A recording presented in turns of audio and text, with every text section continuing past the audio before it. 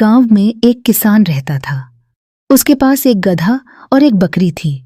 गधा किसान के खेतों में काम करता और दिन भर भारी बोझा ढोता। वहीं बकरी सिर्फ बाड़े में बंधी रहती और कम चारा पाती। किसान गधे की मेहनत देखकर उसे ज्यादा खाना खिलाता, जबकि बकरी को कम। यह देखकर बकरी को जलन होने लगी।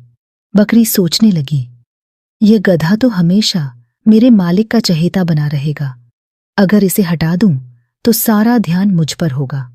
वह चालाकी से एक योजना बनाने लगी।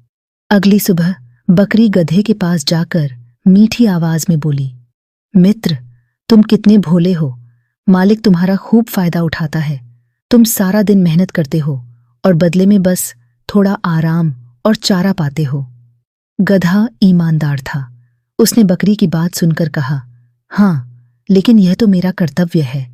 मालिक मेरा ध्यान रखता है। बकरी ने गधे को भड़काने के लिए कहा, लेकिन तुम्हें कभी छुट्टी क्यों नहीं मिलती? अगर तुम बीमार होने का बहाना बना लो तो मालिक तुम्हें आराम करने देगा। गधा सीधा साधा था। उसने सोचा कि बकरी की बात में सच्चाई है। अगले दिन गधा जोर जोर से कराहने लगा और मालिक से कहा, मालिक, मैं बहुत बीमार हूं, मुझसे अब काम नहीं होगा। किसान घबरा गया। वह तुरंत वैद्य को बुला लाया। वैद्य ने गधे का मुआयना किया और कहा, इस गधे को बचाने के लिए एक विशेष दवा बनानी पड़ेगी। इसके लिए बकरी का फेफड़ा चाहिए। किसान को बकरी की बलि देनी पड़ी।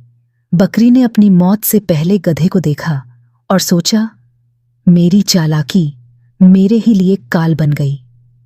सीख, जब बकरी की मौत के बाद गधा ठीक हुआ तो उसे एहसास हुआ कि कभी-कभी बिना सोचे समझे दूसरों की सलाह मान लेना खतरनाक हो सकता है। बकरी की यह साजिश उसे उल्टा पड़ गई और गधा मालिक के प्रति और अधिक वफादार हो गया।